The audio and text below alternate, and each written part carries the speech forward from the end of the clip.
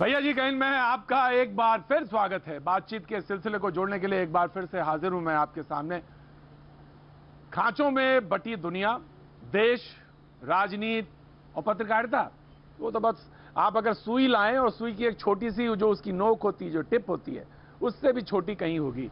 बटी है, बटी हुई दिख रहे हैं। जब लोग बटे हुए दिख रहे हैं तो वो भी कहीं ना कहीं खड़ी हुई दिख रही है। वैसे वक्त का तकाजा तो ये होता है कि जब आप होते हैं तो ये कहा जाता है कि आप जो हैं बैलेंस होंगे, आप जो हैं वहां खड़े होंगे, उस ऊंचाई पे खड़े होंगे जहां से आप देख सकते होंगे कि कहां कौन सी चीज हो रही है। और आपका काम यही है ना, यकीनन हमारा काम यही है। हमें आपको ये बताना जरूरी होता है कि हम कहां पे हैं और किस तरह से कौन सी चीजें घट रही हैं, वो हमें बताना। लेकिन हो क्या रहा है वो सब आपके सामने है।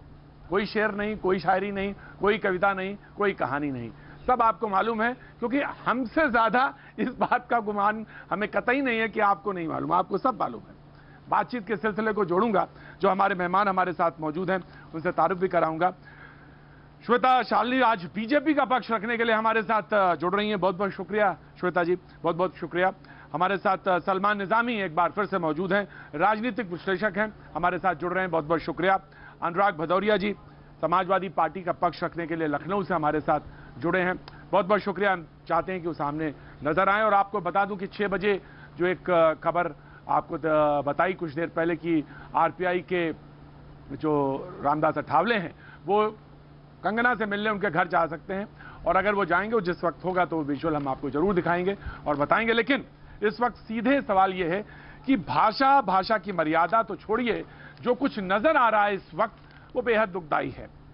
मैंने पहले भी कहा, अरे तुरे की भाषा, कम से कम मैंने तो अपने प्रोग्राम में कभी इस बात को हामी नहीं भरी, और ना ही अगर किसी ने कहा तो उसे मैंने रोकने की कोशिश करी।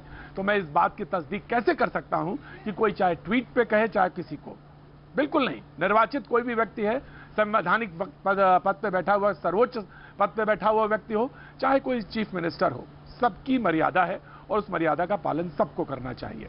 लेकिन किसी का घर टूटा, किसी का, मुझे कल किसी ने कहा था कि प्रतीक जी जिस दिन आपका कोई आशियां और आपका कोई घर टूटेगा तो फिर मैं देखूंगा आपकी मर्यादा कितनी है और आपकी भाषा का मर्यादा कितनी है। किसी ने मुझसे कल कहा, ये बात कही थी। लेकिन ठीक है, मुझे विनोद बंसल जी भी दिख रहे हैं, उनका भी बहुत बहुत स्वागत है, बहुत बहुत शुक्रिया। लेकिन मैं जानना चाहता हूं कि ये शिवसेना से सोनिया सेना कैसे बन गई, जिसको कंगना जी कह रही हैं। मैं विनोद बंसल जी, मैं आपके पास आना चाहता हूं और ये जानना चाहता हूं कि ये सोनिया सेना कैसे बन गई। शिवसेना को सोनिया सेना, आप बड़े लंबे समय तक बीजेपी का साथ रही है, लेकिन आप इस बात को समझते भी होंगे, मुझे बताएं जरा ये सोनिया सेना कैसे हो गई। विनोद बंसल जी, बीएसपी के प्रवक्ता। देखिए, हाँ, देखिए प्रतीक जी, बात यह है कि जो शिवाजी महाराज की सेना थी, जिसको के बाला साहब ठाकरे जी ने अपने रक्त से सिंचित किया था, और उनकी जो हुंकार हिंदुत्व के लिए होती थी, उससे पूरे दुनिया के जितने भी आतताई शक्तियां थी, जो दुष्ट दलन के रूप में वो जाने जाते थे, वो सामने नहीं आ पाता था कोई भी, चाहे अंडरवर्ल्ड के गूंस हों या कोई बॉलीवुड के महानायक हों या कोई राष्ट्र विरोधी शक्तियां, आतंकी भी उनसे डरते थे। लेकिन आप देखिए, जब से ये सरकार बनी है, उस सरकार की जो 3 पांव है ना, वो 3 पांव एक एक तरफ अलग अलग तरफ जा रहे हैं एक्चुअली। और वो जो 3 पांव में जिस सोनिया गांधी के बारे में आपको याद होगा कि बाला साहब ठाकरे ने क्या शब्द प्रयोग किए थे, उस सोनिया गांधी जी के साथ में इन्होंने गठबंधन करके सरकार बनाई। ठीक है, राजनीति में सब कुछ चलता है, करते हैं लोग, लेकिन इसका अर्थ ये तो नहीं कि कम से कम आप अपने संस्कारों को, तो इसकी टीस है क्या, इसकी टीस है क्या? राजनीति में तो अवसर भी होता है, अवसरवादिता भी होती है, लेकिन इसकी टीस है क्या? और वो जो टीस है वो सामने निकलेगी, इस तरह से आएगी क्या? नहीं, बिल्कुल नहीं, बात ये नहीं है, बात नहीं है। देखिए, बात ये है, जो सोनिया जी का माइंडसेट था, क्रिश्चियन मिशनरीज को पालना पोषित करना, कॉमरेड्स को प्रश्रय देना और पूज्य संतों की हत्या करवाना, मंदिरों पर हमले करवाना, जो शुरू से नहीं, मैं इस बात को नहीं लेता। नहीं, मैं माफ करिएगा विनोद जी, मैं इस बात को नहीं लेता, मैं नहीं लेता। और मैंने आपसे पहले भी कहा था, नहीं, मैं नहीं लेता, मैं इस बात को लेता भी नहीं हूं अपने प्रोग्राम पे। इसको मैं चाहता हूं कि इसको इस तरह से कहा भी ना जाए। कैसे आप कह सकते हैं? कोई प्रूफ है आपके पास? कोई प्रूफ है? कैसे कहेंगे इस बात को? इस तरह से काम कर रही है सरकार, वो एक सरकार की तरह बिहेव न करके सोनिया जी के एजेंट के रूप में बिहेव कर रही है। ये एक दुर्भाग्यपूर्ण स्थिति है ना जी। गठबंधन ठीक से है, कोई दिक्कत नहीं है। मैं यही जानना चाहता हूं, मैं यही जानना चाह रहा था। सलमान निजामी साहब, मैं ठीक है। देखिए विनोद बंसल जी किसी का घर तोड़ना, ऑफिस तोड़ना, यह गलत है, बिल्कुल गलत है। मैं इस बात में आपके साथ हूं, खड़ा हूं। लेकिन अगर कोई ये कहे कि नहीं, वो जो आपने अल्फाज इस्तेमाल कर रहे थे, मैं उसके साथ बिल्कुल नहीं हूं, मैं उसके साथ खड़ा भी नहीं हो सकता। सलमान निजामी नहीं, वो आपकी अच्छा है, वो आप कहीं किसी के साथ खड़े हो, किसी के साथ ना खड़े हो, लेकिन मैं कह रहा हूं कि ये जो शिवसेना न रही, ये बात है। दुख जनता को यही है कि हमने शिवसेना के नाम से इनको बढ़ाया था, अब ये सोनिया की सेना। अपने अल्फाज याद रखिएगा, क्योंकि 5 साल में क्या होता है, 2 साल में क्या होता है, ये किसी को कुछ नहीं पता होता है। तो अल्फाज हमेशा याद रखने चाहिए, राजनीति में अल्फाज हमेशा याद रखने चाहिए। बिल्कुल हाँ, कुछ नहीं पता होता सर, विनोद जी, कुछ नहीं पता होता। और फिर शब्दों को कैसे लेंगे, कैसे रखेंगे, ये भी नहीं। सलमान निजामी मैं आता हूँ विनोद जी, आता हूँ। देखिए, अभी पूरे इस डिबेट में, या अभी तो शुरुआत ही हुई है, पूरे इस एपिसोड में देखा गया कि इसको पॉलिटिसाइज किस तरीके से किया गया। और आज जो कंगना ने ट्वीट किया उसमें सोनिया जी को भी ड्रैग किया गया। ये लगता है कि किसी ना किसी के इशारे पे वो चल रही, वो स्क्रिप्ट राइटर कोई और है। और दूसरी बात ये है कि आप घर तोड़ने की बात कर रहे हैं। आज ही बीएमसी ने नोटिस दिया है मनीष मल्होत्रा को, जो एक बहुत बड़े रिनाउंड एक डिजाइनर है, उनकी भी इलीगल प्रॉपर्टी है, उसको भी डिमोलिश किया जाएगा। और बीएमसी ने न सिर्फ आज, बल्कि जब बीजेपी थी, शाहरुख खान की प्रॉपर्टी को डिमोलिश किया गया। मैंने आपके बीच में नहीं सुना, शाहरुख खान की प्रॉपर्टी को डिमोलिश किया गया, कपिल शर्मा की प्रॉपर्टी को डिमोलिश। लेकिन उन्होंने कभी नहीं बोला कि बॉम्बे जो है पाकिस्तान है, बॉम्बे जो है पीओके है और ये बाबर की फौज है। लेकिन आप जिस शब्दों की इस्तेमाल कर रहे हैं कंगना रनावत, वो लग रहा है कि एक पॉलिटिक्स जो है खेली जा रही है, और देश के जो मेन मुद्दे हैं उनसे ध्यान हटाने के लिए कंगना रेना इंडिया इसको ड्रैग किया जा रहा है। अब हमने कहा स्वागत किया, सलमान में आता हूं आपके पास, सलमान में आता हूं, सारे पैनलिस्ट आ गए मेरे सामने। श्वेता मुस्कुरा रही हैं, मैं श्वेता की तरफ रुख करना चाहता हूं। श्वेता जी, ऑफकोर्स मैं आता हूं, सलमान मैं आता हूं आपके पास। श्वेता जी मुस्कुरा रही हैं, और ये सिर्फ उन्होंने एक सेंटेंस बोला, उन्होंने कहा कि ये सिर्फ राजनीति नजर आती है, राजनीति हो रही है। सामना में जो छपा वो आपने देखा होगा, सामना का जो उसमें कंटेंट है वो आपने देखा होगा। सवाल ये है कि राजनीति क्यों हो रही है, और राजनीति में देखिए जो पूरे सब लोग देख रहे हैं इस चीज को, मैंने सबसे पहला सेंटेंस यही बोला था, सारे लोग बट्टे बट्टे दिखाई पड़ रहे हैं। हर आदमी, हर शख्स कहीं ना कहीं किसी ना किसी के पीछे खड़ा हुआ है, और जो जिसके पीछे खड़ा हुआ है वो सामने वाला उसको देखता है, कहता है अच्छा आप तो आप तो अपराधी हो गए क्योंकि आप उधर हैं। तो ये इस वक्त का यही सच नजर आ रहा है। श्वेता, ऐसा है प्रतीक जी कि जब नाश मनुष्य पर छाता है, पहले विवेक मर जाता है, और ये हर व्यक्ति के लिए सत्य है। अब आप देखें, किसी के शब्द, अब मैं आपके उस प्रश्न पे जाती हूँ जो आपने बंसल जी से पूछा था। किसी के शब्द 3 चीजें बताती हैं, एक उसकी सोच, दूसरा उसके संस्कार, और तीसरा एक चीज जो उसके अंदर एक संदेह होता है, वो कहीं ना कहीं अपने शब्दों से उसको छुपाता है। तो जो बातें संजय राउत जी ने कंगना के लिए कही वो जग जाहिर है, और कहीं ना कहीं ये संदेह हमेशा से हर व्यक्ति के मन में था कि वो क्या छुपा रहे थे, किस चीज की तरफ से ध्यान बटाकर वो कंगना की तरफ ध्यान ला रहे थे। मैं यहाँ पर ये भी कहना चाहती हूँ कि जो भी कंगना जी ने कहा वो उस बात से भी हम कतई सहमत नहीं हैं, लेकिन एक अकेली व्यक्ति के पीछे, और वो भी किसी नारी के पीछे, पूरे स्टेट मशीनरी का लगना, क्या ये जायज है? क्या ये लोकशाही है? क्या ये ठोकशाही नहीं? क्या आप लोकतंत्र का मजाक नहीं उड़ा रहे? श्वेता जी मुझे एक चीज और बताइए, श्वेता एक चीज और बताइए, श्वेता एक चीज और बताइए। मैं माफी चाह रहा हूँ, मैं श्वेता जी माफी चाहूंगा। श्वेता जी मैं माफी चाह रहा हूँ, मैंने बीच में बोलता नहीं हूँ, लेकिन मैं क्योंकि आपने छेड़ दिया प्रसंग तो मैंने बीच में आ गया, माफी चाहता हूँ, माफी के साथ बीच में बोल रहा हूँ। ये बताइए, ये भाषा किसी मुख्यमंत्री के लिए सटीक बैठती है? उद्धव ठाकरे, तुझे क्या लगता है कि तूने फिल्म माफिया के साथ मिलकर मेरा घर तोड़कर मुझसे बहुत बदला लिया, आज मेरा घर टूटा है, कल तेरा घमंड टूटेगा? ये जब आप पब्लिक डोमेन में होते हैं, क्योंकि देखिए एक एक चीज है, चाहे 10 लोग आपको जानते हो, 10 लोगों के साथ आपका दायरा हो, चाहे 10 करोड़ लोगों के साथ दायरा हो, देखिए आप हमारे आइडल होते हैं, हम आपसे सीखते हैं। मैं बार बार कहता हूँ, लेकिन मैं आपको एक बात बताना चाहती हूँ, किसी व्यक्ति की राय उसकी पर्सनल राय है, उसका ये पर्सनल व्यक्तित्व हो सकता है, लेकिन पूरे स्टेट मशीनरी को, आप किसी कुर्सी पर बैठे हैं, आप मुख्यमंत्री हैं, आप खासदार हैं, आप मेंबर ऑफ पार्लियामेंट हैं, आप जनप्रतिनिधि हैं, आपके ऊपर आप लीडर इसलिए हैं क्योंकि लोगों ने आपको चुना है। आपको संयम रखना बहुत आवश्यक है। आप ये घूम के नहीं कह सकते हैं कि मराठी जनता मराठी में हरामखोर को नॉटी कहती है। आप वो हैं जो कभी भी अंग्रेजी का इस्तेमाल नहीं करते हैं। आप हमेशा से झंडा उठाए खड़े रहे कि आप हिंदी, आप मराठी में लिखिए अपने दुकान का नाम भी। वो आज अंग्रेजी बोलने लग गए, नॉटी बोलने लग गए। तो आप अपने गिरेबान में झांकिए पहले। मैं बिल्कुल कतई नहीं कहती हूँ कि उनके शब्द भी अपशब्द थे, और हमें हर व्यक्ति की कदर करनी चाहिए और खासकर कुर्सी की कदर करनी चाहिए। संजय गुप्ता जी, क्या ये गलत है? संजय गुप्ता जी शिवसेना का पक्ष रखेंगे? संजय गुप्ता जी शिवसेना का पक्ष रखेंगे?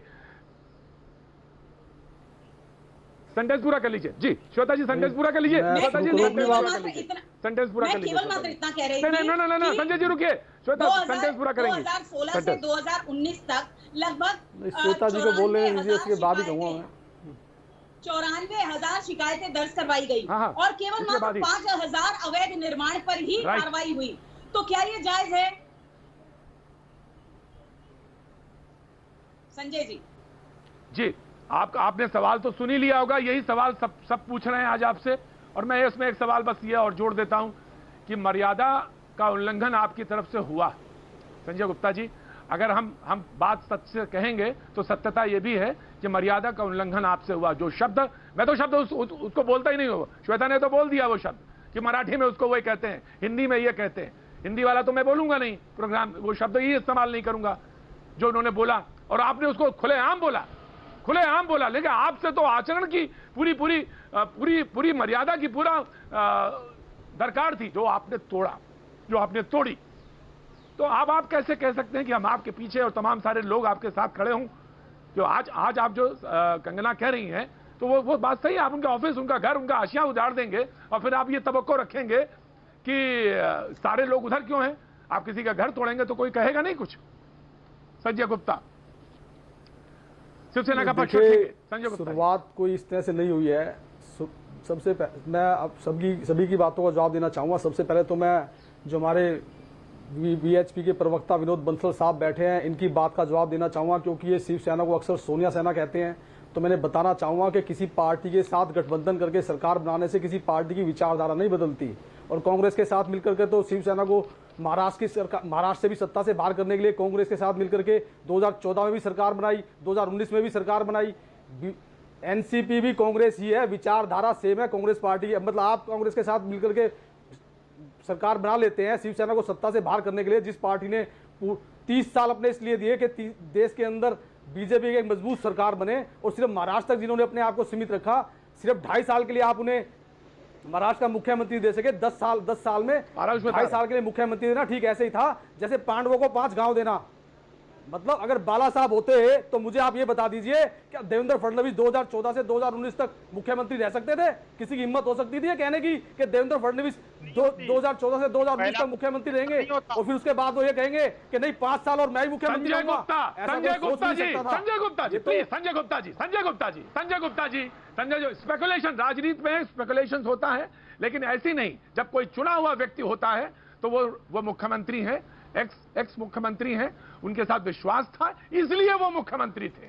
आप राजनीतिक विश्लेषक हैं, विश्लेषण करिए, लेकिन आप स्पेकुलेशन मत करिए। मैं आपको टोक रहा था, इसीलिए टोका। अब आप बोलिए। अब आप विनोद बंसल से सवाल पूछे।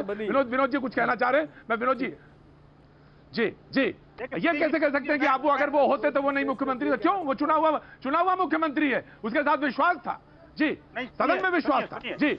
विनोद बंसल जी, नहीं, ये सारी कहानी आप नहीं जानते। देखिए ऐसा है, जिस पार्टी के साथ बिना, जिस पार्टी के क्या करना नहीं, मुझे मैं वही कहूंगा संजय जी, मैं वही कहूंगा जो सामने दिख रहा होगा। आप कहानी कॉरिडोर के पीछे, पावर कॉरिडोर के पीछे की क्या कहानी है, उससे जनता को कोई लेना देना नहीं। जनता ये जानना चाहती थी और जनता ये जानती है कि फडणवीस जी के पीछे उनके पास विश्वास मत था और वो चुने हुए मुख्यमंत्री थे। तो बस ये खत्म हो गई बात। विनोद बंसल जी जवाब देंगे। विनोद मैं आ रहा हूँ सर, मैं आ रहा हूँ संजय जी मैं आ रहा हूँ आपके पास। संजय जी मैं आ रहा हूँ आपके पास। विनोद बंसल कुछ कहना चाहते हैं जी। प्रतीक जी, मैंने उसको शिवसेना को सोनिया सेना क्यों बोलना पड़ा, और इन्होंने कहा कि बाला साहब ठाकरे होते तो यही करते। अरे भाई, कम से कम उनकी आत्मा को शांति दीजिए भाई। नहीं, मैंने नहीं कहा यही करते। मैंने कहा कि 2014 से 2019 तक देवेंद्र फडणवीस मुख्यमंत्री ना रह पाते। महाराष्ट्र जो शिवाजी का राज्य है, उस शिवाजी के राज्य में आज संतों की हत्या हो रही है और सरकार सो रही है, और ईसाई मिशनरियां बड़े पैमाने पर धर्मांतरण करा रही है। सरकारों की जिम्मेदारियां होती हैं, मगर सरकारें कोई इन्वॉल्व थोड़ी ना होती है उसके अंदर। जो पुलिस वालों की लापरवाही थी उनको सस्पेंड कर दिया। जिन पुलिस वालों की लापरवाही थी उनको सस्पेंड करने के बाद बर्खास्त भी कर दिया, नौकरी से टर्मिनेट कर दिया। और उत्तर प्रदेश में जब 2 साधुओं की हत्या हुई थी तो कितने लोगों को सस्पेंड किया, बताइए मेरे को। आप क्या कहते हैं योगी जी ने? बाला साहब ठाकरे अगर होते, आपके दिल में सिर्फ एक ही दर्द है कि शिवसेना ने नंबर के आधार पर कांग्रेस के साथ सरकार बना ली।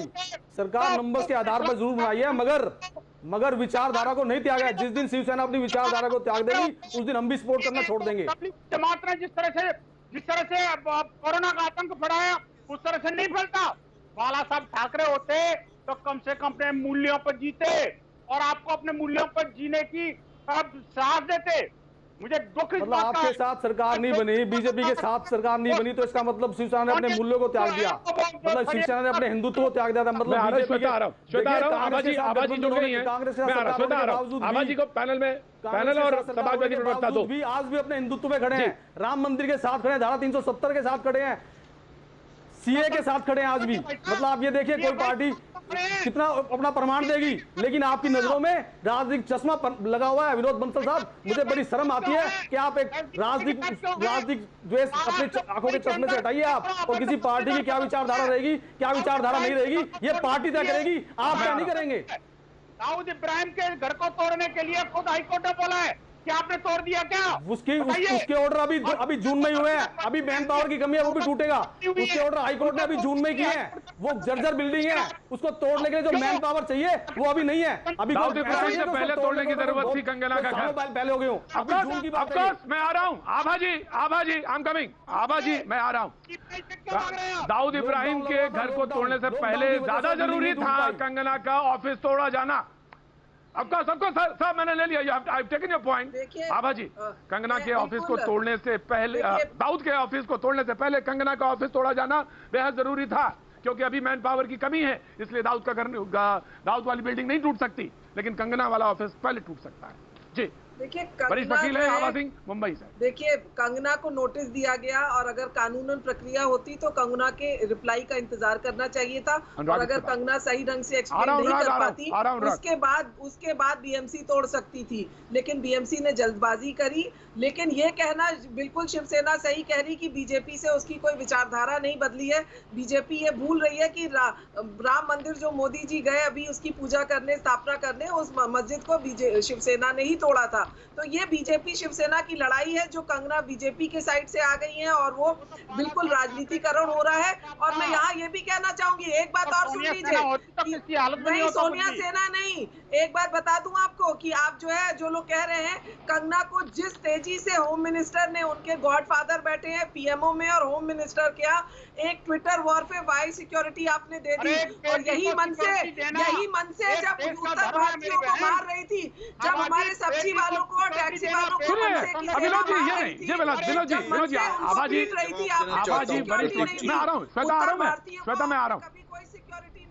अब आपके हिमाचल के मुख्यमंत्री आके कह रहे हैं वो हिमाचल की बेटी है, कोई बिहार का बेटा है, कोई हिमाचल की बेटी है, लेकिन मुंबई में ये बड़े स्टार बने हैं, मुंबई में ये करोड़पति बने हैं।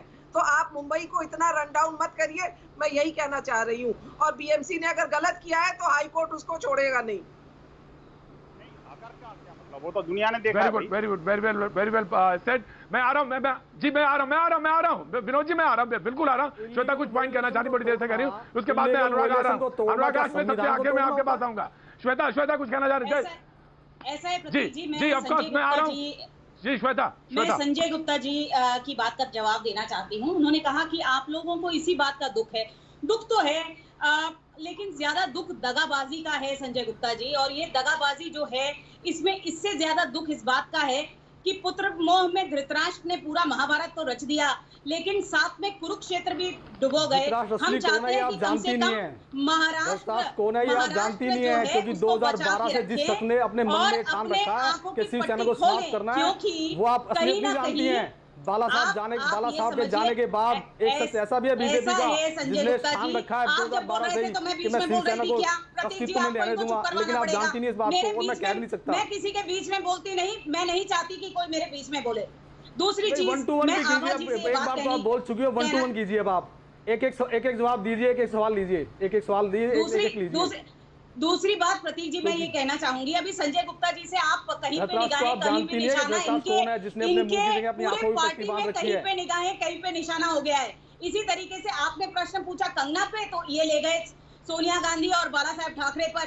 अब मैं आपको आप लेके जाते हैं सोनिया, आप कहती हैं वो विनोद बंसल जी ने शुरू किया। मैं उत्तर देना चाहूंगी आभा जी का। आभा जी एक वरिष्ठ वकील हैं, मैं चाहती थी कि वो वकीलन तौर पे ये बताएं कि इस पूरे प्रोसेस में किस तरीके से बीएमसी ने कैविएट फाइल किया कि आप हमारी बिना सुने बिल्कुल भी स्टे ऑर्डर ना पास करें, क्योंकि उन्हें पता था कि कंगना कोर्ट पे जाएगी और कोर्ट का जो फैसला होगा वो कंगना की तरफ से होगा। बिल्कुल साफ बात कहा आभा ने, बिल्कुल साफ बोला, बिल्कुल साफ बोला आभा ने, बिल्कुल साफ बोला। ऑफकोर्स मैं आता हूं श्वेता आपके पास आता हूं, लेकिन अनुराग प्लीज डिबेट में शामिल करता हूं जी। बिल्कुल आप इसे पॉलिटिसाइजेशन कहते हैं, आप कहते हैं कंगना के पीछे कोई है, इनके पीछे क्या है, इनके इंटेंशन के पीछे क्या है? प्रश्न ये है। और संजय गुप्ता केवल मात्र एक तो देश विरोधी बयान दिया उन्होंने, आप उसका समर्थन भी नहीं करती, और एक ही दिन के अंदर उस बयान को वापस कराए बिना ही आपने सिक्योरिटी भी दे दी। सबसे पहले देश विरोधी बयान को कहते वापस लें, अपनी सिक्योरिटी देने से पहले तो कह सकती थी आप। अनुराग भदौरिया, संजय गुप्ता में आता हूं, अनुराग भदौरिया आता हूं,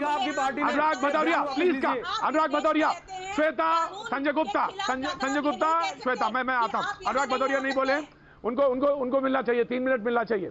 अनुराग भदौरिया, देखिए प्रतीक जी बहुत गंभीर मुद्दा है। मुझे लगता है बहुत इसमें गंभीरता से बात होनी चाहिए, हाउ हल्ला से कोई फायदा नहीं है। देखिए देश के संविधान का, देश की न्यायपालिका, मुझे अच्छा लगा सुन के आज आपकी ये बात।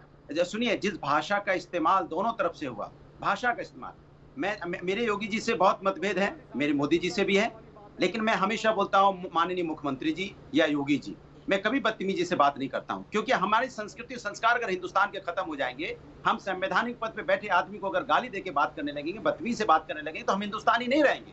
हमारे हिंदुस्तान का कल्चर मतलब खत्म कर देंगे। हम सिर्फ चंद फायदा के लिए हिंदुस्तान का कल्चर खत्म कर दें। और जिस भाषा का उपयोग शिवसेना ने किया उसका विरोध करता हूं, जिस भाषा का उपयोग कंगना ने किया उसका भी बीजेपी को विरोध करना चाहिए। और बीजेपी को दिल से बोलना चाहिए कि संस्कृति से बड़ा कुछ नहीं होता है। जो संस्कृति है उसका अपमान नहीं होना चाहिए, ये उसका अपमान हो रहा है कि जिस तरह का भाषा का आप चीफ मिनिस्टर को भाषा का जिस तरह का उपयोग करेंगे, ये आपके मतभेद हो सकते हैं, अपनी बात अपने तरीके से आप कह सकते हैं, लेकिन इस तरह की भाषा का उपयोग करेंगे, एक बात। दूसरी बात, बीजेपी और शिवसेना में अंतर क्या है? 30 साल एक साथ रहे, दोनों का डीएनए एक है। जब बीजेपी सरकार में थी तब इन्हें कपिल शर्मा ने 2 शब्द क्या सरकार के अगेंस्ट बोल दिए थे, तो यही शिवसेना और बीजेपी ने मिलकर उनका घर गिरा दिया था। तब तो बीजेपी वाले कुछ नहीं बोले थे। आज शिवसेना, चूंकि उन्हीं के पच्चीनों पे चल रही है, तो शिवसेना ने उनके ऑफिस गिरा दी। अगर शिवसेना गलत कर रही है तो उसको देखो, कोई अगर इलीगल काम करेगा तो इस देश में न्यायपालिका है, उसे सजा मिलेगी। अगर लीगल होगा तो आप जानते ही है, इस देश के अंदर में न्यायपालिका पे यकीन होना चाहिए कि नहीं होना चाहिए। लेकिन हम न्यायपालिका को तोड़ के सारे कानून अपने हाथ में ले लें और अपने आप को सबसे बड़ा समझ लें। दूसरी बात, हर व्यक्ति अपनी बात करता है। जैसे आवाजी कहनी थी, कोई कहेगा मैं बिहार की बेटा हूं, कोई कहेगा मैं लखनऊ का बेटा हूं, कोई कहेगा हिमाचल का हूं, कोई दिल्ली का। तो क्या उत्तर प्रदेश आप पूरे हिंदुस्तान को बांट देना चाहते हैं? ये भारतीय जनता पार्टी चंद छोटी राजनीति के लिए हिंदुस्तान को बांट देगी। कल कोई बोलेगा मैं चेन्नई का बेटा हूं, कल कोई बोलेगा मैं हैदराबाद का बेटा हूं, कल कोई बोलेगा मैं चंडीगढ़ का हूं। तो क्या होगा यहाँ पे? तांडव कराना चाहते हैं। श्वेता शालिनी जवाब देना चाहते हैं, हाथ उठा रही है। श्वेता शालिनी हाथ उठा रही है। दो चीजें मैं शालिनी हाथ उठा रही है। कानून का राज होना चाहिए यहाँ पे, संविधान का राज होना चाहिए, संविधान की हुई भाषा को देखा है क्या आपने? बिल्कुल जायज नहीं है कि कंगना किसी के खिलाफ ऐसी, और खासकर मुख्यमंत्री अनुराग सुन लेते हैं, अनुराग सुन लेते हैं, अनुराग जी सुन लेते हैं, अनुराग जी सुन लेते हैं, अनुराग जी गवर्नर साहब के खिलाफ कुछ भी आप बोल सकते हैं। आप किसी के भी खिलाफ कुछ भी बोल सकते हैं। आपने खुद महाराष्ट्र राज्य के गवर्नर के खिलाफ क्या लिखा है? तो सामना को सब जायज है और कंगना को कुछ जायज नहीं। वो एक व्यक्ति है, वो कुछ भी कर सकते हैं, लेकिन पूरे स्टेट मशीनरी को उनके खिलाफ जाना बिल्कुल गलत है। ये क्या है? और संवैधानिक नहीं, उसकी जहाँ से आपने बात की क्या चीज है? अनुराग ये क्या है? नहीं, घंटी बजाएंगी मेरे साथ, बजाइए घंटी मेरे साथ रोजगार के ऊपर। नहीं, ये नहीं, ठीक है अनुराग, ये नहीं, this is not fair. Anurag, this is not fair. ये अनुराग नहीं, आई वोंट अलाउ यू। अनुराग, ये डिबेट है। अनुराग, ये डिबेट है। अनुराग, ये डिबेट है। अनुराग, डिबेट है। अनुराग, डिबेट है। उसका एक आचरण है। अनुराग, उसका एक आचरण है, एक शालीनता है। अनुराग, एक आचरण है, एक शालीनता है, उसका पालन करिए जहां से आपने शुरू किया था। तो ये घंटा क्या बजा रहे हैं आप? ये घंटा क्यों बजा रहे हैं? बात करेंगे आप देश के युवा जो परेशान है उस पर चर्चा क्यों नहीं होना चाहती है? मैं आपकी बात नहीं करूंगा, बीजेपी की बात कर रहा हूँ। अनुराग जी, आप एक नेता का नाम बता दीजिए जिसने बीजेपी के नेता ने महिलाएं पे ट्वीट किया हो। एक नेता का नाम बता दीजिए जिसने बेरोजगारी पे ट्वीट किया हो। एक नेता का नाम बता दीजिए जिसने कोरोना पे ट्वीट किया हो। कमाल है। अनुराग खाली बोल रही है। अनुराग खाली को बोलने दीजिए। अनुराग, श्वेता को बोलने दीजिए। अनुराग, कोरोना से यहाँ पे लाखों लोग नहीं, Salman Nizami, I am coming. Salman Nizami मैं आ रहा हूँ। सलमान निजामी आ रहा हूँ। चाहती है क्या बंसल बैठा हुआ इसके बारे में बात करना चाहते हैं? बंसल जी बताइए, बात करेंगे आप कोरोना के बारे में? हिम्मत है आपकी बात? आप चुप होंगे अनुराग जी, कोई दूसरा बात करेगा। आप चुप होंगे अनुराग जी, बैठे हैं, आप इसे शालीनता कहते हैं। देख लिए बंसल बैठा है, बैठे हैं बोल रहा हूँ। आप इसे बैठे हैं, जो बंसल जी बैठे हैं, सारे लोगों का ऑडियो डाउन करता हूँ। सारे लोगों का प्रोड्यूसर प्लीज, राजेश जी सारे लोगों का ऑडियो डाउन करिए। सारे लोगों का ऑडियो डाउन करिए। मैं सबसे गुजारिश कर रहा हूँ, प्लीज सबसे गुजारिश कर रहा हूँ। ये समाजवादी पार्टी के प्रवक्ता अनुराग भदौरिया से कह रहा हूँ। अनुराग, डिबेट का स्तर कहां पहुंच चुका है यह हमें सबको मालूम है, और कहां पहुंचता जा रहा है इसके जिम्मेदार हम लोग हैं। और इस वक्त का जब पत्रकारिता का इतिहास लिखा जाएगा, यकीन मानिए दामन सबके ऐसे ही नजर आएंगे, दागदार, और हम सब भागीदार हैं। बचा पाए वक्त के हिसाब से थोड़ा बहुत तो बचा लीजिए, वरना है तो सब वैसे ही। मैं आता हूं विनोद जी, आता हूं, ऑफकोर्स आता हूं, मैं आपके पास आऊंगा। सलमान निजामी, मैं आपके पास भी आऊंगा। एक सवाल आपके लिए भी है। उन्होंने कहा है कि कश्मीरी पंडितों का दर्द आज पहली बार समझ में आ रहा है, और वो क्या दर्द है उन्होंने कहा कि उसको भी समझना पड़ेगा। मैं आ रहा हूं सलमान निजामी, आपके पास आ रहा हूं। वक्त है, श्वेता मैं आपको दूंगा वक्त ब्रेक के बाद। संजय गुप्ता जी भी आता हूं, आभा जी लौटता हूं। वक्त है थोड़े से ब्रेक का, ब्रेक के बाद मैं फिर हाजिर होता हूं। भैया जी कहीं में आपका एक बार फिर स्वागत है। और व्यूअर हैं, उनका जो व्हाट्सएप मैसेज है मैं उसको रखूं, उससे पहले मैं एक बात कहना चाहता हूं। एक और व्यूअर है, उन्होंने ये कहा कि अनुराग जी से कहिए कि उनके मुद्दे बहुत अच्छे हैं, मुद्दे जरूर बढ़िया हैं, बेहतर हैं, उन्हें उठाया जाना चाहिए, सदन के अंदर जरूर उठाया जाना चाहिए। वो सदन के अंदर इस बात को उठाएं, और बाहर जरूरत पड़े तो उसके लिए भी संघर्ष करें, हम सब साथ में। लेकिन डिबेट में घंटी बजाना बेहतर नहीं है, क्योंकि डिबेट की एक मर्यादा जरूर होती है, उसका वो पालन करेंगे। लेकिन उनका मकसद तो हल ही हो गया अनुराग जी का। उन्होंने घंटी बजाई ही इसीलिए थी कि लोग उनकी बात को देख लें और समझ लें, शायद मकसद हल हो गया। अब मैं उम्मीद करता हूं अनुराग जी अब घंटी नहीं बजाएंगे। Thank you so much. Aarti हैं, आरती श्रीवास्तव, उन्होंने कहा कि अगर कोई मेरा घर तोड़ेगा वो भी इलीगली, तो मैं सिर्फ तू ही नहीं कहूंगी बल्कि गालियां भी दूंगी उसको, चाहे कोई हो, चाहे सीएम हो या कोई और। जब सीएम को अपनी मर्यादा नहीं पता तो जिसका घर टूटा उसको मर्यादा कैसे याद रहेगा। और उन्होंने फिर अगला वाक्य फिर मुझे कह दिया, खुद पर रखकर देखो जरा, खून पसीना लगता है तो घर बनता है, और मर्यादा का पाठ नहीं पढ़ाना चाहिए। मैंने कहा वक्त बहुत मुश्किल वक्त है, ये इट्स वेरी डिफिकल्ट टाइम, और ये बटा हुआ वक्त है। कुछ इधर खड़े हैं, कुछ उधर खड़े हैं, और जो बीच में हैं, जिन्होंने लग रहा है कि जो तटस्थ हैं, उनका भी कुछ पता नहीं है कि कहां है किधर है, और एक दूसरे की तरफ सब लोग कह रहे हैं कि उंगलियां दोनों की हैं। ये बहुत मुश्किल वक्त है, मैं जानता हूं, मैंने एक लंबा अरसा हुआ पत्रकारिता करते हुए, लेकिन मुझे मालूम है कि कितना बटा हुआ वक्त है। मैं ऑफकोर्स विनोद जी आप ही के पास आ रहा हूं, मैं आप ही के पास आना चाहता था, लेकिन आभा जी भी ने कुछ कहा था, वो कहना चाहती है, लेकिन ठीक है, मैं विनोद जी पहले आपके पास आ जाता हूं, फिर मैं सलमान आपके पास आऊंगा, देन आभा आपके पास। विनोद जी। प्रतीक जी, आप जितने सीनियर पत्रकार हैं, उन्होंने बड़ी दुनिया देखी है। आपने वो भी देखा है कि जब एक घर तो क्या, एक बंगला तो क्या, पूरी बस्तियां उजड़ जाती हैं, पूरे शहर को खाली करा दिया जाता है जब आवश्यकता पड़ती है। तो कानून की रक्षा के लिए संपूर्ण समाज, पूरा देश एक होता है। और इस मामले में भी अगर मान लो गैर कानूनी है तो कोई मना किसी को नहीं है, बिल्कुल भी नहीं है, और कोई भी उसका विरोध नहीं करता।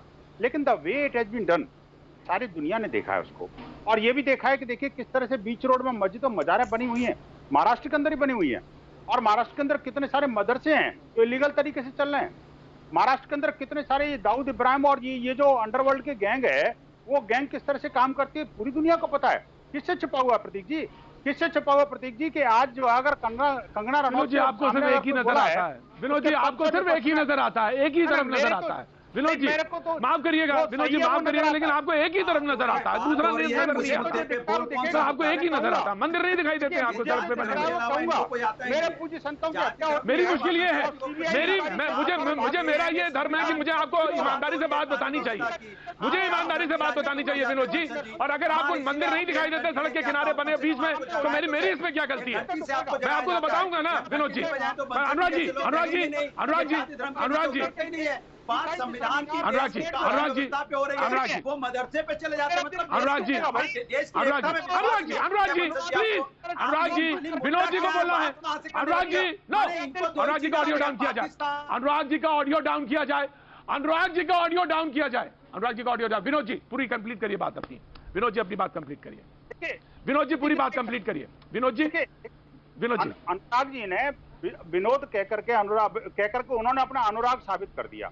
देखिए मुझे उससे कोई आपत्ति नहीं है, वो उनका अनुराग है, मैं इस बात को मानता हूं। और देखिए कहने की बात किसी की अपनी अपनी हो सकती है, वो अपनी स्थिति को बताता है। लेकिन मैं ये कह रहा हूं, देखिए दिल मेरा इसलिए नहीं दुख रहा कि शिवसेना सोनिया के साथ चली गई, मेरा दिल इसलिए दुख रहा है कि शिवसेना सोनिया के साथ चलने के कारण ईसाई मिश्रणी वहां पर बड़े पैमाने पर सक्रिय हो गई।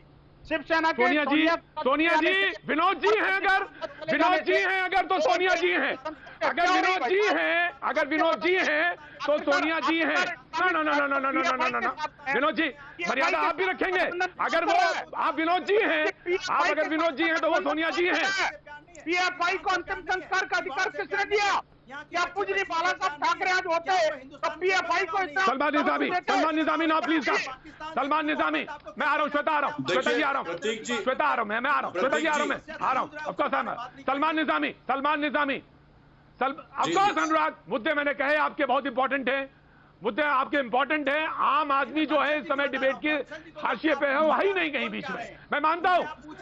मैं इस बात के लिए मैं कह रहा हूं अनुराग, मैं कह रहा हूं बार बार पर सलमान निजामी उन्होंने कहा कि कश्मीर के दर्द को मैं समझती हूं और पहली बार महसूस कर रही हूं कि क्या दर्द होता है, और मैं कश्मीर पे फिल्म भी बनाना चाहती हूं। सलमान देखिए कल कंगना जी ने जिसके पॉलिटिसाइज किया जा रहा है, कश्मीरी पंडितों की बात की गई, कश्मीरी पंडितों के लिए 6 साल बीजेपी ने क्या किया, और जिस शिवसेना पे इल्जाम लगाए गए उसी शिवसेना ने तब शरद पंडितों के साथ अच्छा हुआ, आप बताइए ना। देखिए मैंने आपके बीच में मत बोला, अच्छा हुआ, आप बीच में मत बोलिए, मेरी बात सुनिए। ये पॉलिटिसाइज किया जा रहा है। अगर कश्मीरी पंडित की बात करें तो शिवसेना के ठाकरे साहब ने उस वक्त जब शरद पवार जी सीएम थे, उस वक्त हर कश्मीरी पंडित को एक सीट रिजर्व की थी। पंडितों के साथ अच्छा किया उन जिहादियों ने, वो इस्लामिक जिहादियों ने अच्छा किया क्या? बोलिए। अरे आप बात सुनिए ना मेरी, मैं कह रहा हूँ कि आप कोई भी नहीं करता इस देश, आप इसको पॉलिटिसाइज क्यों कर रहे हैं?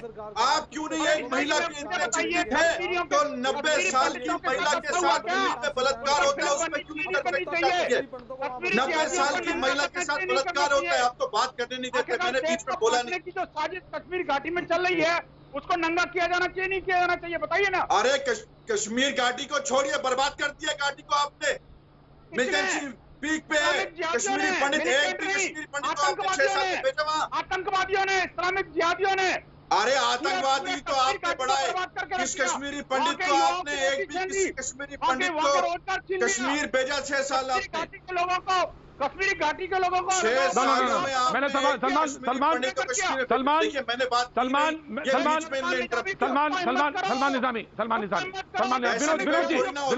विनोद जी सुनेंगे। मैंने डिबेट में बोला ही नहीं कुछ। विनोद जी लठेमान, विनोद जी लठेमान सर, सलमान निजामी नहीं सलमान निजामी आप बोलिए। उन्होंने कहा कि एक फिल्म भी बनाएंगे। देखिए मैंने किसी के बीच में इंटरप्ट नहीं किया, मुझे बोलने दीजिए। nobody will interrupt you. Nobody will interrupt you. मैंने ये कहा कि आपने कहा कि सीबीआई इंक्वायरी होनी चाहिए, हमने उसका सपोर्ट किया। आपने कहा ईडी करवाइए, हमने उसका सपोर्ट। किस कांग्रेस वाले ने कहा कि नहीं होनी चाहिए? लेकिन कांग्रेस ये कहती है, पूरा देश ये कहता है कि सिर्फ कंगना और रिया नहीं, बल्कि देश में वो 90 साल की महिला भी, उसको इंसाफ मिलना चाहिए। जिसका बलात्कार हुआ दिल्ली में, उसको इंसाफ मिलना चाहिए। जो माइग्रेंट वर्कर, उसके पांव पे छाले पड़ गए पैदल कर अपने पहुंचने के लिए, जो बाढ़ में लोग मर रहे हैं, हमारे सैनिक भी शहीद हो गए, चाइना ने शहीद किया उनको, और अभी भी 1000 स्क्वायर किलोमीटर उस पर क्यों नहीं बात हो रही है? देश में 2 करोड़ नौकरियां चली गई युवाओं की, उसमें क्यों नहीं चर्चा हो रही है? क्यों सिर्फ रिया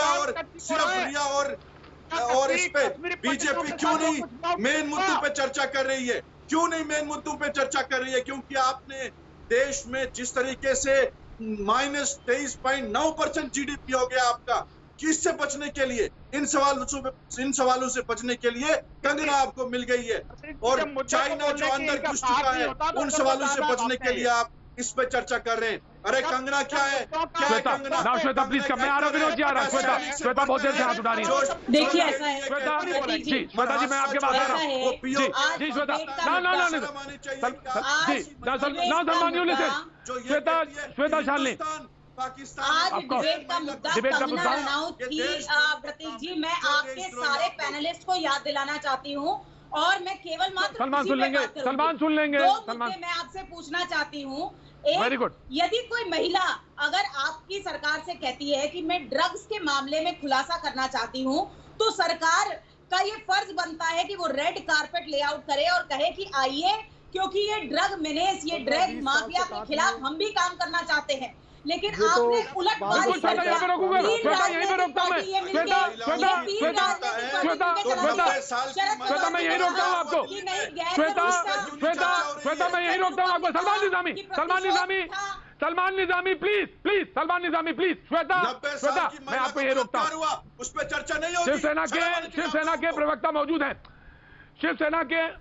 मैं आ रहा हूँ सलमान निजामी, मैं आ रहा हूँ, मैं आपको बुलाऊंगा, कल बुलाऊंगा, कल का मुद्दा रख लेंगे ना। संजय गुप्ता ना, श्वेता ने सीधा सवाल पूछा है आपसे। कोई लेडी कहती है, मैं दूसरा सवाल भी श्वेता आपका लूंगा, कि अगर कोई ड्रग एडिक्ट के या कोई नाम लेना चाहती है तो सरकार को तो रेड कारपेट बिछाना चाहिए। संजय गुप्ता, इसमें कौन सी गलत बात हो गई? मैं आपसे जानना चाहता हूं, बराए मेहरबानी आप ये मुझे बताइए, इसमें कौन सी ऐसी गलत बात है? आप, मैं आता हूं आपके पास। एक मिनट, अब मैं इसका जवाब देता हूं। देखिए ऐसा है कि कंगना रनौत जी ने जो भी ये ड्रग माफिया के विषय में या नेपोटिज्म के विषय में बात उठाई है, बिल्कुल वो उनको बतानी चाहिए सरकार को। और ये थोड़ी है कि हिमाचल में बैठ करके वो बताएंगी और सुशांत सिंह राजपूत की मौत का इंतजार क्यों करती रही वो? क्या ये ड्रग का मामला, क्या ये नेपोटिज्म का मामला अभी का है? और 20 साल से वो इस इंडस्ट्री में है, 20 साल से इस इंडस्ट्री में थे, खुद वो शिकार हुई, सब कुछ हुआ, उन्होंने आज तक चुप क्यों रही वो? आज मतलब सुशांत सिंह राजपूत की मौत के बाद आज वो बता रहे हैं कि बताना चाहती हैं, तो जाके पुलिस को बताएंगी, सीबीआई को बताएंगी, ईडी को बताएंगी, या नारकोटिक्स डिपार्टमेंट को बताएंगी, या घर में बैठ करके सिर्फ जनरल वीडियो निकाल देंगे? श्वेता जी एक मिनट रुकिए, आपका क्वेश्चन खत्म हो गया। श्वेता जी मेरी बात को जाने दीजिए, आप बोल करके आप उस बात को ना जाने देने की कोशिश कर रही हैं।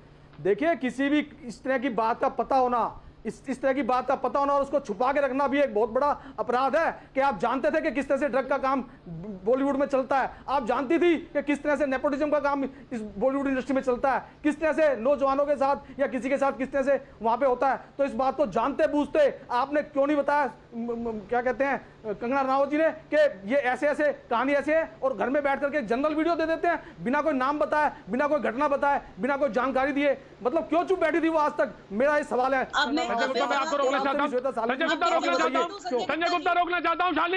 शालिनी मैं आ रहा हूं, शालिनी जी मैं आ रहा हूं, शालिनी जी प्लीज वेट, मैं आपका दूसरा सवाल लूंगा, संजय गुप्ता वो रिप्लाई करेंगे, लेकिन विनोद कुछ जोड़ना चाहते हैं। विनोद बहुत जल्दी से, very good Vinod ji very जल्दी, बहुत जल्दी से। जी आज संजय जी ने स्वीकार कर लिया आपके चैनल पर कि आखिरकार फिल्म इंडस्ट्री में नेपोटिज्म चलता है, ड्रग एडिक्शन चलता है। ये भी स्वीकार कर लिया कि कंगना रनौत ने जो कुछ बोला था वो ठीक बोला था, लेकिन तरीका गलत था। तरीका ये था कि इनको डायरेक्टली कम्युनिकेट करना चाहिए, ना कि पब्लिक करना चाहिए। अरे भैया, जो इन्फॉर्मेशन जाते मिली सरकार को, नारकोटिक्स डिपार्टमेंट को बताया, ना ईडी को बताया, ना सीबीआई को बताया, ना पुलिस को बताया, क्यों नहीं बताया? घर तोड़ दोगे क्या? प्रश्न ये है। ऑफ कोर्स ठीक है विनोद जी, आभा जी कह रही है मैं दूसरा सवाल लूंगा शालिनी, आपका मुझे याद है। आभा जी तो सही नहीं रहेगा। मैं आ रहा हूँ संजय जी, बात हो रही है, ड्रग्स की बात हो रही है। ठीक है संजय भाई मैं आ रहा हूँ, संजय भाई I will give you time, Sanjay Gupta ji मैं आपको टाइम दूंगा। आप प्रतीक जी बोलने तो दीजिए। एनसीबी जो है नारकोटिक्स कंट्रोल ब्यूरो, वो सेंटर में आता है। तो 5 साल से एनसीबी क्या कर रहा था, वो जब ये केस हुआ सुशांत का तभी एनसीबी आया। 5 साल से एनसीबी क्या काम कर रहा था किसी को मालूम नहीं। वो भी बात छोड़ दीजिए, अगर कंगना रनौत की बात होती है, अब तो सरकार कंगना रनौत बोलती रही, वो पिछले 70 साल से कांग्रेस की सोनिया की सरकार जो है ना, उसकी के रहमो करम चल रहा था। ठीक है आभा जी मैंने लिया। आभा जी मैं आज के बाद आता हूँ। आभा जी बोलना चाह रही है कुछ, आभा जी को बोलने दीजिए। आभा जी कुछ कहना चाह रही है। जी आभा जी, तो आप जो आभा जी कुछ कहना चाह रही है। बोलना तो चाहिए, उनका स्वागत करना चाहिए, इनकी आवाज को दबाया जाता था अभी तक।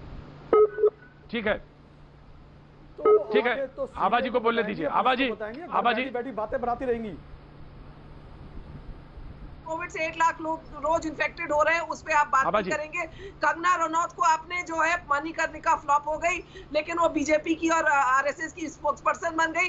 तो हम लोग सब अपना इंपॉर्टेंट टाइम देके बैठ के ये तय कर रहे हैं कंगना जी क्या करेंगी। कंगना जी का ट्रिप्लेक्स जो बांद्रा बैंड स्टैंड पे था वो पहले भी तोड़ा गया है, लेकिन उस वक्त बीजेपी की सरकार थी इसलिए सब लोग चुप रहे। बुल्लक कार्ट रोड पे था, जरा पूछ लीजिए, वो भी तोड़ा गया, वो पूरी बिल्डिंग तोड़ी गई, लेकिन तब बीजेपी की सरकार थी, किसी ने मुद्दा नहीं बनाया क्योंकि उस समय नोटिस दिया गया था।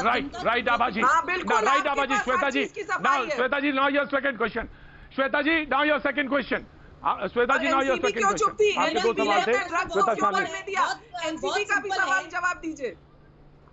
एनसीबी का भी काल पड़ा नहीं। ठीक है आभा जी, ठीक है आभा जी, आपने अच्छा प्रश्न पूछ लेती हूँ, आपका जवाब भी दूंगी आभा जी। पहला प्रश्न ये है कि तीन राजनीतिक पार्टियां जब मिलकर सरकार चला रही हैं, जिसमें से शरद पवार जी ने कहा कि ये गैर जरूरी है, संजय निरुपम जी ने कह दिया कि आप प्रतिशोध की ज्वाला में जल रहे हैं, तो फिर इसका अर्थ है, क्या अर्थ है? ये अर्थ है कि भाई धृतराष्ट्र स्वयं अपने बेटे के साथ हर निर्णय ले रहे हैं।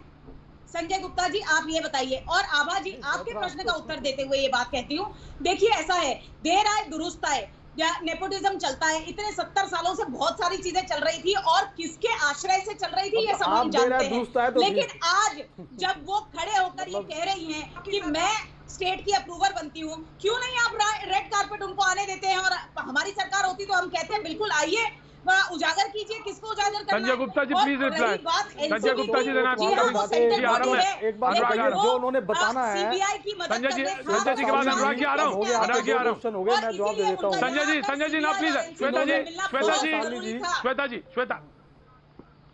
श्वेता जी सुनिए, आप ये बताइए कि किन्होंने मना किया उनको आकर के नेपोटिज्म के विषय में या बॉलीवुड के अंदर ड्रग्स माफिया को पकड़वाने के विषय में किसने रोका इन्हें? अब तो जांच सीबीआई के पास है, ईडी के पास है, नारकोटिक्स डिपार्टमेंट के पास है।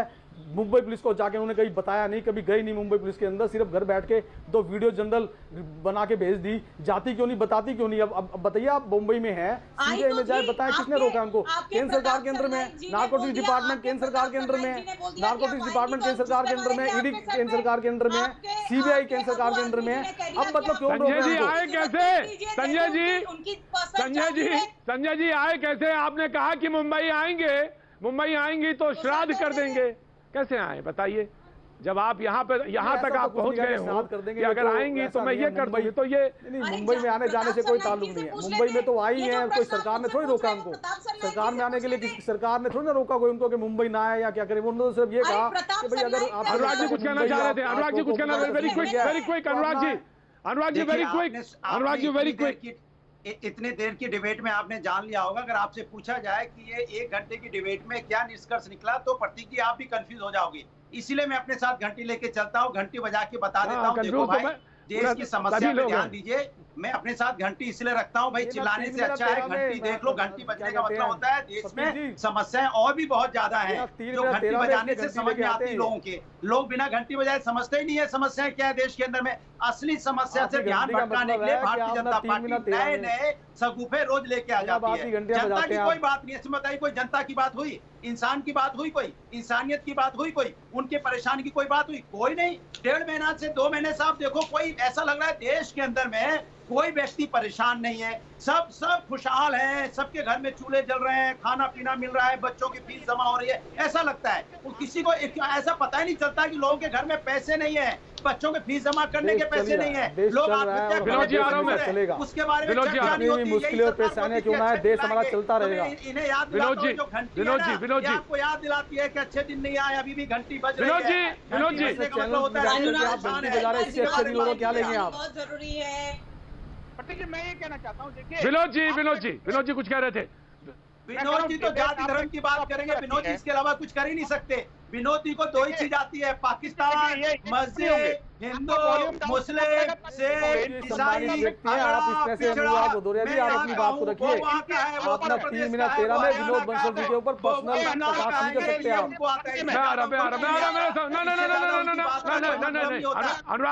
अनुराग बोलने दीजिए, नाम जब लिया तो बोलने दिया। मैं आ रहा हूं श्वेता जी, मैं आपके पास आ रहा हूं, वक्त एक छोटे से ब्रेक के बाद आता हूं। भैया जी कहें, मैं आपका एक बार फिर स्वागत है। बातचीत के सिलसिले को एक बार फिर से शुरू करेंगे। जो फिल्म निर्माताओं की संस्था है IMPPA, उसने भी कहा है कि IMPPA के मुताबिक भाई भतीजावाद हर इंडस्ट्री में होता है। अगर फिल्म इंडस्ट्री में ज्यादा होता है तो कंगना इतनी बड़ी स्टार ना होती।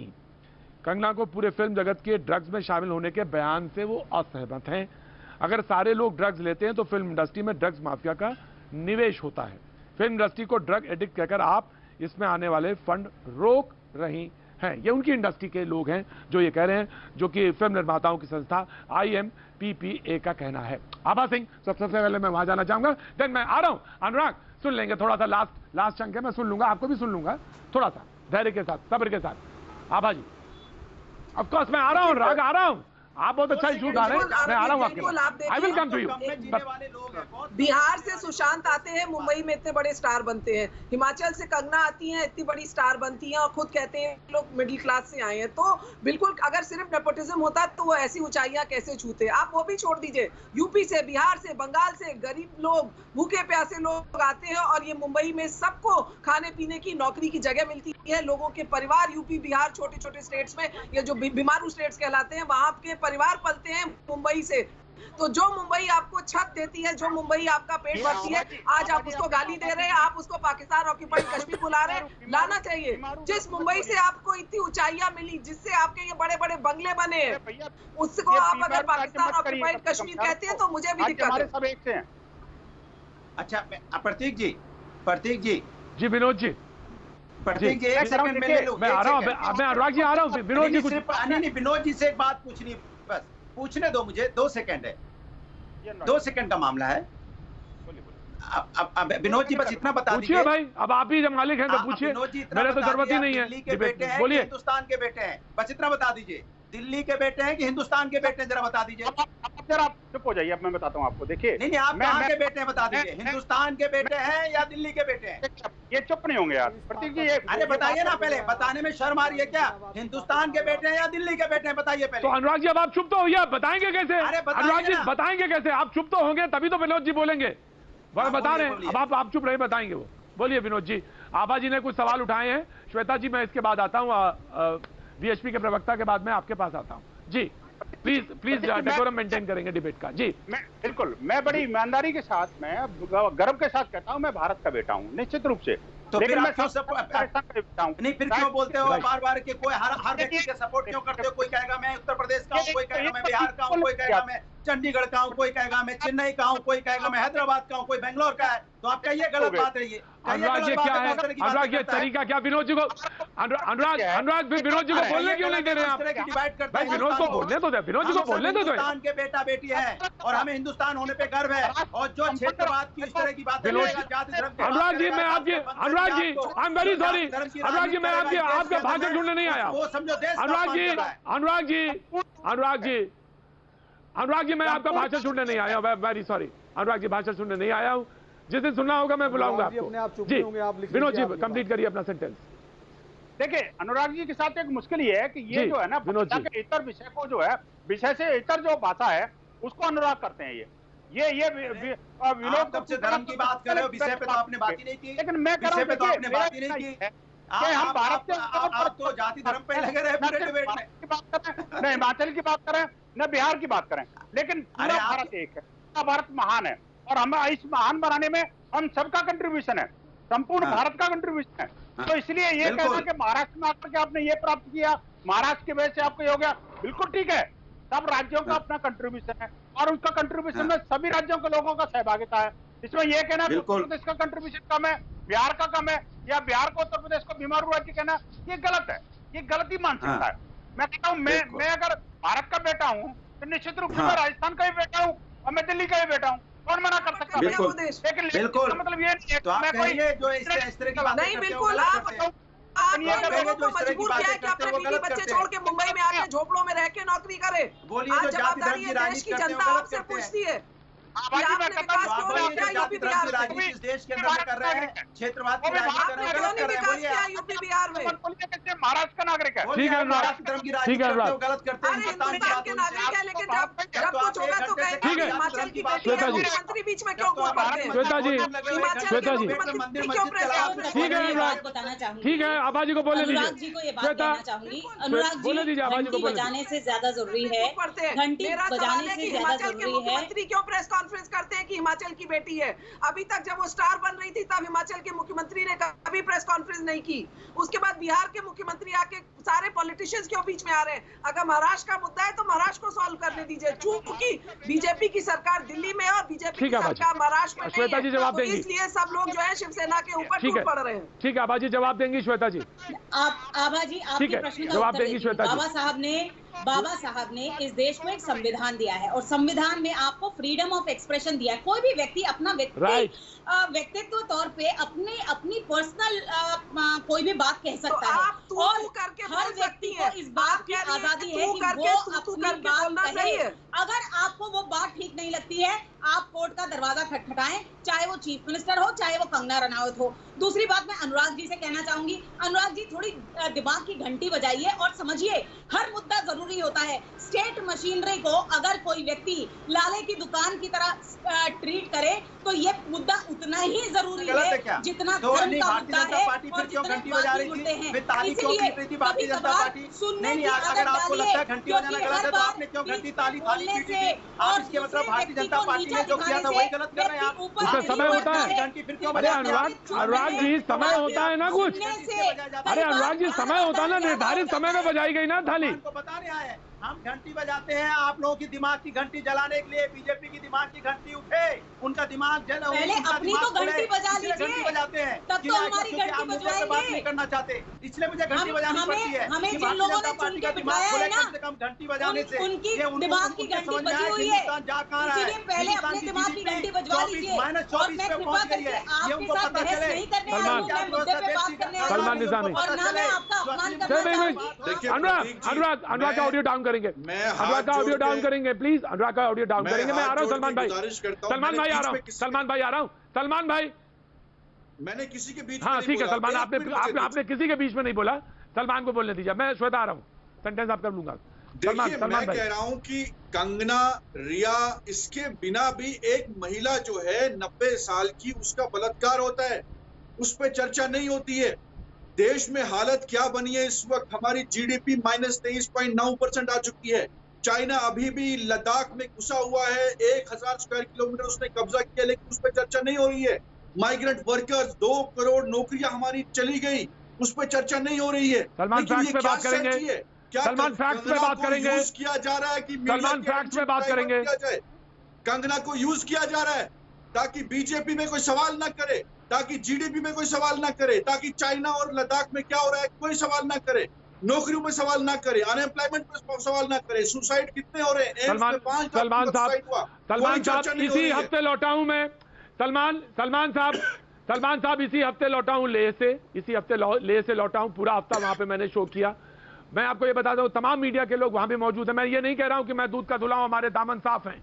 मैं ये बिल्कुल नहीं कह रहा हूं कि मेरे दामन साफ है। मैंने सबसे पहले जब शुरुआत करी तो मैंने ये कहा कि इस वक्त का इतिहास जब लिखा जाएगा, इस वक्त का नहीं, मैं अपनी बात नहीं कर रहा हूं, मैं अपनी बात नहीं कर रहा हूं सलमान भाई, मैं अपनी बात नहीं कह रहा हूं, सलमान भाई मैं अपनी बात नहीं कह रहा हूं। मैं ये कह रहा हूं जब इस वक्त का इतिहास लिखा जाएगा और जब ये लिखा जाएगा कि मीडिया कहां थी और कैसे थी, तो विश्लेषण होगा। और दूध का दूध और पानी का पानी, मुझे पूरी उम्मीद है कि होगा। और जितने गुनाहगार होंगे वो सामने खड़े होंगे, ये मैं जानता हूं अच्छी तरह से और सोच समझ के ये बात कह रहा हूं। मुझे होशो हवास में कह रहा हूं। मैं जानता हूं सलमान, लेकिन फैक्ट्स पे बात होनी चाहिए सलमान फैक्ट्स पे बात होनी चाहिए।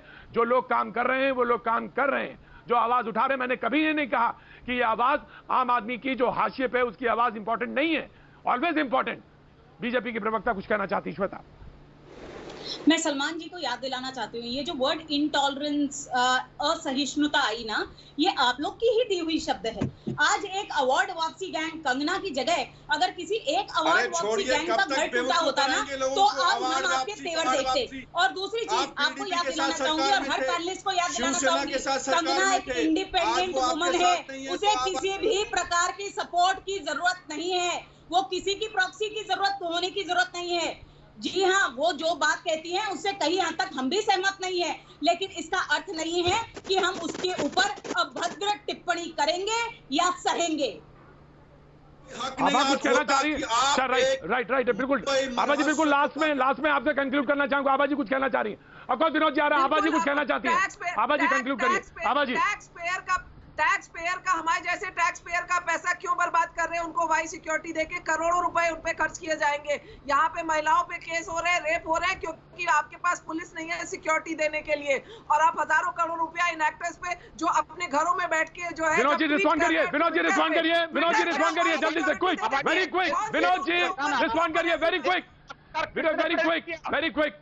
आखिरकार कंगना रनावत को सिक्योरिटी देने के लिए किसने प्रेरित किया? सरकमत संसद किसने मनाए? एक सांसद को संसदीय भाषा का प्रयोग करना क्या शोभा देता है?